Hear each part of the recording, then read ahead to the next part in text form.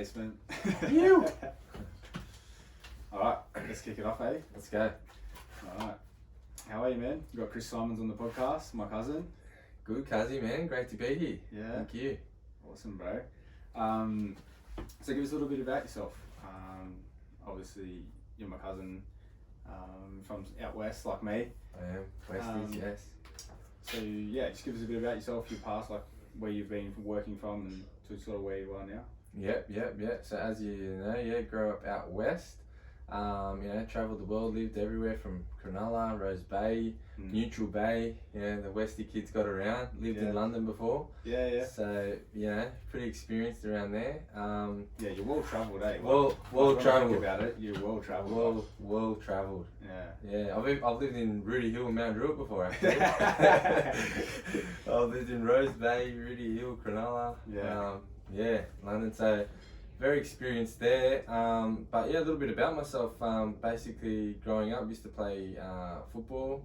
League growing up. Cabramatta, wasn't it? Cabramatta, with Christianini was my highlight to fame. Yeah. Oh, yeah. He's we were trying out for Westfields actually. And fucking I had to put a tackle out. We were against each other. Yeah. He was running up the sideline. I had to put a tackle out right in front of the the coaches for Westfields, and he bumped me off, and I was like, fuck. He was a white freak, boy. man. Yeah, he bumped me off. Oh, he was a freak, especially at that age. Like he was just head and shoulders above the rest. Yeah. So I realised about that age, about under 16s, I was too small and just found it difficult, and my passion wasn't there for footy. Yeah. So I got into BMX. I became a professional BMX rider. Yeah. And then in that mix, that was fun, cruising around Australia, BMX riding. All the tricks. And just on the low, you were good, man. Yeah, I was pretty good. I remember watching you. You were sick. Like. Australian pro was very good. Had dreams to go to America and do all that sort of stuff. Well, you could have. You had like a sponsorship offer and stuff like that, didn't you? I had a sponsorship for a bike shop. Out west, so got sponsored by that. But there was promising things if you went to America. And at that stage, I got an apprenticeship as a carpenter. And as a carpentry apprenticeship, it's difficult, very, very challenging to try and go to work all day. 8 to 10 hours lifting frames and building houses, and trying to stuff like that, 100%. Trying to come back and jump on a bike and trying to do that. So it was like one or the other. And then I kind of got into partying and clubbing and all that sort of stuff in the Sydney scene. And just kind of the BMX kind of dropped off, and it was all the girls and going out. And is that sort of like a regret or anything like that? Do you wish that you followed that more? Mate, there was at a stage, I remember one stage I lost my license at about 19 years old. And I had to move to my boss's house at the time because I was a third year apprentice, second year to third year, and to finish my apprenticeship off, obviously I lost my license, it was going to be difficult. He offered for me to live in his house in Rudy Hill. Okay. So I was like, alright, let's do it. And my boss was cool. And I remember all I had was my BMX then, and it was, I became depressed and anxious because I was like, well, now I've lost my freedom, I can't just drive anywhere I want to train.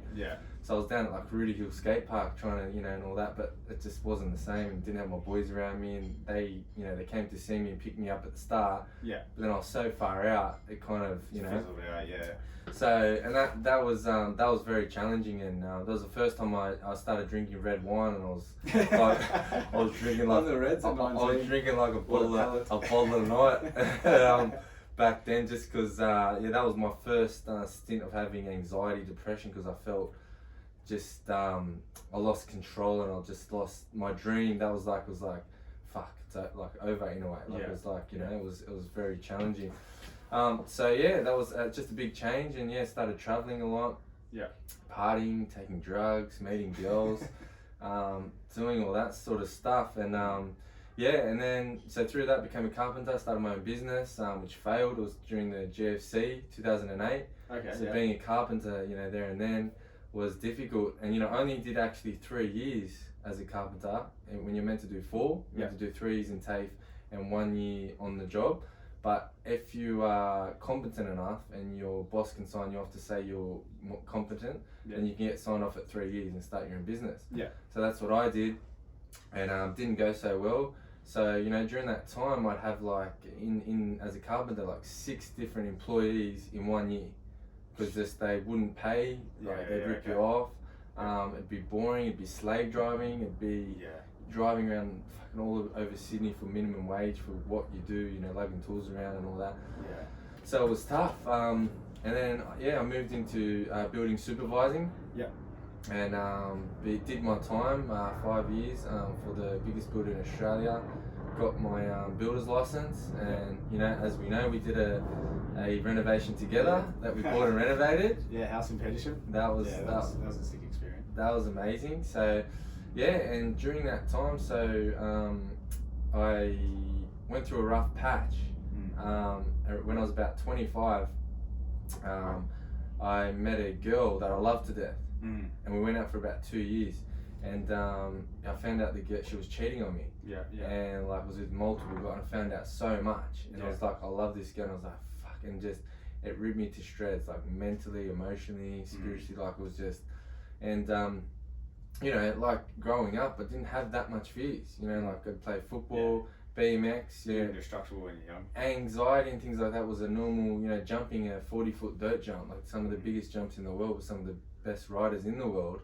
I was doing, like, it was scary, but it was just like, I got through it, right? Yeah.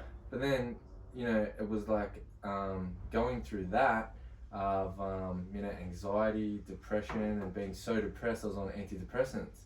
Oh, and really? Yeah, wow. Yeah. I was on antidepressants for 18 months, and the biggest thing was, and again, at that time, I lost my license again, and I was living in Cronulla, and I remember I used to take the train from Cronulla into the city, and I was working in high-rise buildings at that stage. Yeah. And I used to jump off the train like 2-3 times in a 1 hour train ride because I felt like I was having a heart attack. And like I was on the train, I felt claustrophobic, and I was like, fuck, I need to get off and have a breather. Like, you know, and you feel like when you're with people on the train, you feel like embarrassed, and you feel like your whole face gets red, your blood pressure, like, and you just feel. You start to think that people can see it and you stuff like feel that. Like you're gonna collapse, and you're like fucking people, and you just get embarrassed, and like it's just like and it's like such a challenging, terrible place to be. Yeah. And it's you're just in your own mind, right? Like you're just in your own mind, and so going through that led me, you know, to suicidal thoughts, and I was having, you know. Visions of myself jumping off my balcony in Cronulla of 7 stories. You know, and I called the helpline twice during that time, right? Because I was like, Beyond Blue or whatever it was, because I was like, man, I'm having these thoughts. I don't know, like I feel like I can't control them. Like, and it feels like I'm believing it. It's like this demon. And having those thoughts, it's so scary, and like, it's just terrible. Bro, that's crazy, man. Like, so through all that, how do you think, like, you got to this point? Obviously, we did our thing together, with the house and stuff like that, and now you're a mindset coach. Yes. So how do you think that those thoughts and times where you went through anxiety and depression and stuff like that has sort of like led you to this point? And it's crazy to say, but it's been one of the best times of my life going through that. Like, I've gone to the deepest, darkest pit of myself, of my mind. There's no darker. Like, the only darker place you could go was jumping off a bridge. Like, there's no darker. It's like just such a cloud around your head, and day in and day out, you can't think, you can't see, you're always like anxious, you go to bed anxious, you can't sleep, you wake up anxious. It's like your heart's always racing, like, and you can just hear it in your head. Right? So going from that, it's like, you know, humans work on pain and pleasure, right? And we avoid pain at all costs. So I was going through such a pain. So, and a human is such an amazing and adaptability creature, right? You know, we're in the most adaptable machine, right? Adaptation machine. Yeah, that's why we are where we are in the apex. Exactly, right? So adapting than the rest. Yeah. And so it forced me to find a way to overcome this pain, because I was in such pain, and we avoid pain at all costs. So I went to psychologists. I went to like 4 psychologists in about 2 years, and probably only one actually helped. And, you know, it was very, you know, I felt like a week as a man to go to a psychologist. I was like, what the fuck, why do I need to go to see? So I can't control my mind. Like, you're weak, you're worthless, and it made it. How that stereotype is men, isn't it? Yeah, and like you're weak, and like you just feel like you can't turn to anyone. And like one of my mates, who you know, Dave, he was going through a similar thing, and so it was kind of in a way we were like able to bounce it for each other. Like, what the fuck's going on, though? And so it forced me to find a way. And during that time, one of my best mates gave me a book, The Slight Edge from Jeff Olson, which I highly recommend anybody to read. Slight Edge. The Slight Edge by Jeff Olson. I've read my first book at 26 years old, and because during school I wasn't that great at school. I was in like the lowest grades in English. I couldn't even really read. Same. all I wanted to do was just play footy or you know, ride my bike, chase girls, you know, all that sort of shit. Yeah. Didn't really give a shit about, you know, the grades in school. I just passed my HSC, whatever. So yeah, I kind of forced myself to read. And that one book changed my life. You know, like I bought my first property at 26 years old, my first investment property after reading that book. And it's basically like the slight edge is like that 1%. Every little thing stacks up, right? And like, you know, that $1 extra you save, you know, and it's about that 1 out of 20 people are truly successful. And it's not because that one person is smarter than the other 19. It's because that one person is willing to do what the other 19 people are not. Yeah. So it's like you gotta be focused and give up all the bullshit what other people aren't doing, and focus on you and have goals, have dreams. And when I read that first book, I started to go to seminars. And I started to, and the more I got into reading, you know, I became addicted to seminars. Stuart Zadell, and I went to Tony Robbins like the last 4 years in a row. And the more I read, and the more I kind of, the brain learnt about the brain. I was teaching myself about the brain and the emotions, which is kind of weird, right? It's kind of ironic that the brain teaches itself. So it was almost therapeutic in a way, what you were doing. Yeah, and the more I got into it, the more powerful I become with my thoughts and emotions. And I was like, I became, like I said, so strong, so confident, to so anxious, so weak, so depressed, so just uncertain about myself, where it's dark as dark. Then I climbed back up to where I'm now, you know, at 32, almost 33 years old, stronger than ever. And now in the last like 12 or so months, I've turned, you know, left building for one of the biggest builders in Australia to become a life coach. So now I coach people, and people that were like me, you know, anxiety, depression, things like that. But even people that are just like looking for their passion, for their purpose, you know, looking for motivation. You know, many things, you know, going through breakups, going through divorce, going through drug addictions, because I've, you know, experienced much in life. You know, I've taken many drugs, and there was a stage there that I forgot to mention that, you know, during that stage of depression, I overdosed on drugs. You know, I became, you know, I was living in Rose Bay, and it's a very party scene out there in Bondi, and you know, we used to party, you know, like 6 months straight every weekend for 3 days. Like it was so much fun, but it was just, I was just escaping myself, my reality, my pain. And again, you know, I was in so much pain, you look for that pleasure. Avoid the pain at all costs. Avoid pain at all costs. So and it was one New Year's day, like went New Year's Eve, and just overdid it. And just because I became just didn't really give a shit, you know. I just take drugs and like, fuck, whatever. I'll have fun, like I'll be right, I'll sort it, whatever. And I remember, you know, going to hospital, and I was laying in that bed, and there was like 3 nurses around me, and I was like there, and like they were putting the oxygen, and I was in and out, blah blah blah. And I remember like, you know, tears coming down my eyes, and they weren't tears of pain, they were tears of like embarrassment, you know, they were tears of shame, like thinking like, how the fuck did I get here, you know, like how do you get here, you know. So it was like, you know, you let down yourself, your parents, and all that sort of stuff. The whole repercussion of it all. So then you realise you don't want to be that person anymore. Right? So do you think that was sort of like a turning point as well for you? That was a huge turning point. That was just the massive, it was like, look, you want to stay like this, or you need to fucking change, right? So you sort of just take it, like, so you're laying there in that bed, you're thinking all these thoughts, and then you just, was like a switch, and you just almost like a switch, not a switch, but it was just like, it's just like something in your soul and your body's just like, nah, something's got to change, like, and now you become more hungry, like to fix yourself, like or something. And you know, I don't say for everybody that you don't have to get there to right. It's more this what I teach my clients as well, like prevention before cure. Right. Like I waited to get, you know, so deep into it. It would have been great to learn about the mind and emotions before I got there. But well, that's how everything should be, shouldn't it? It should be prevention before cure. 100%.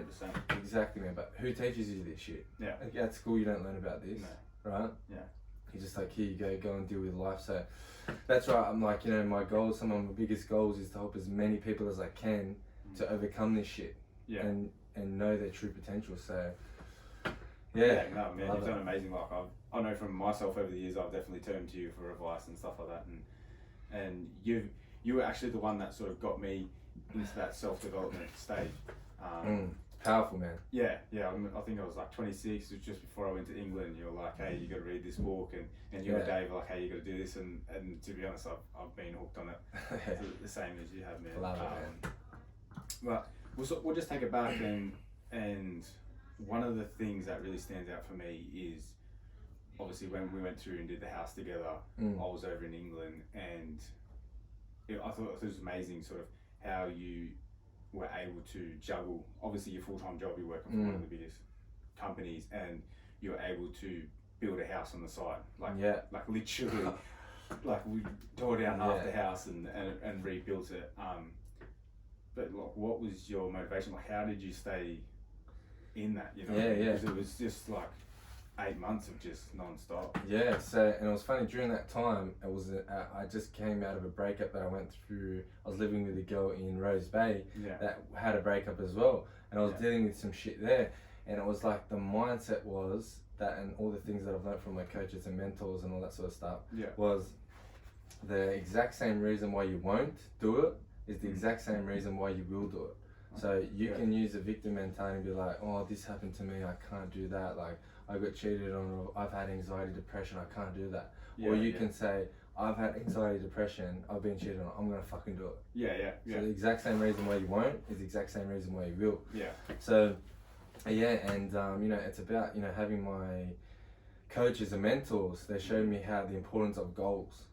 Goals. So having like weekly goals, monthly goals, yearly goals, 3-year goals, 5-year goals, 10-year goals, and 20-year goals.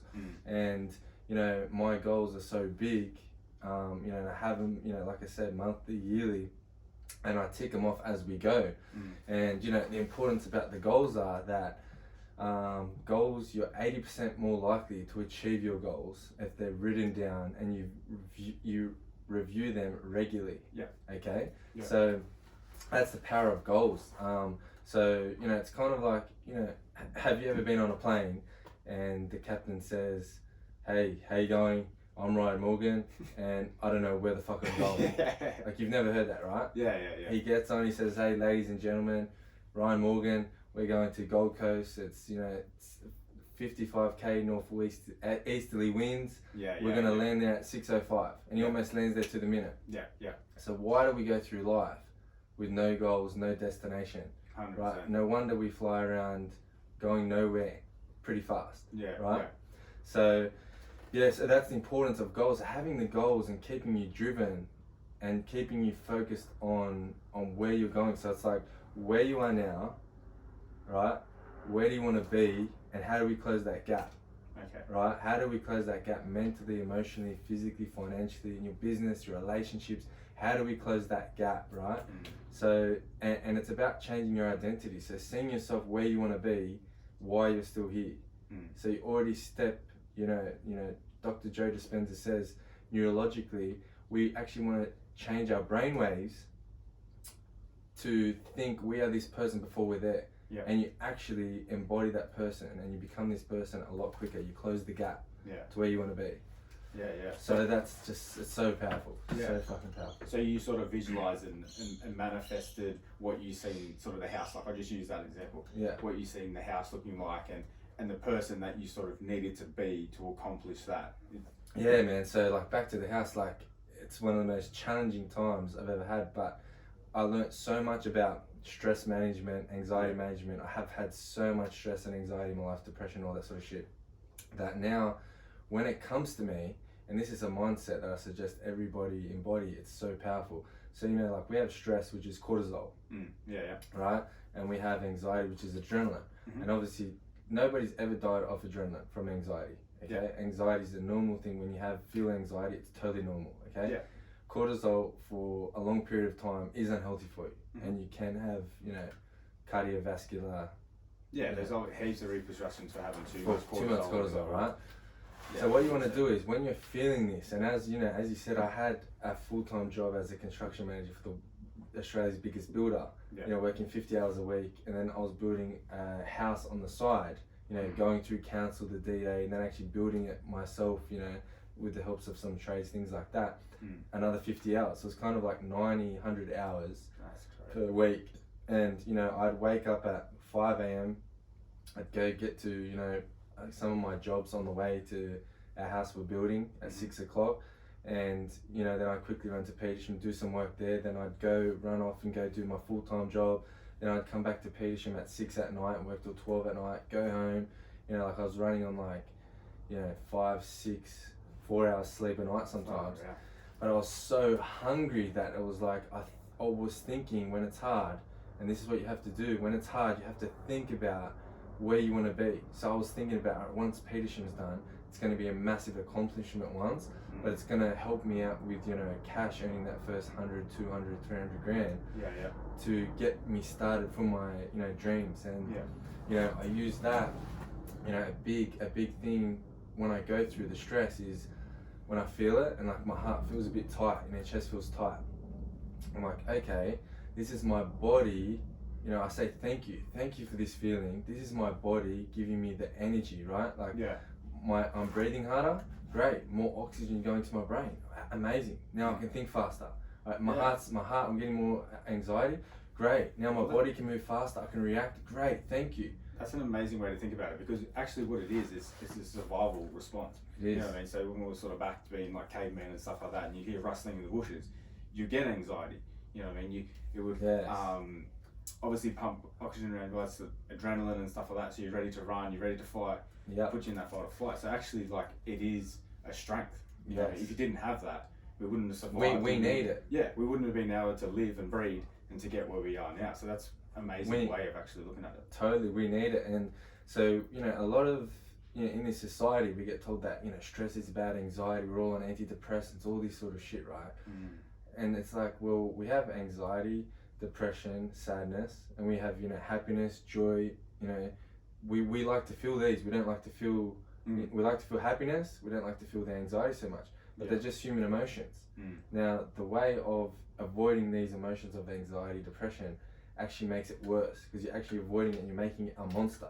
So now you become anxious about being anxious, stressed about being stressed, more depressed about being depressed.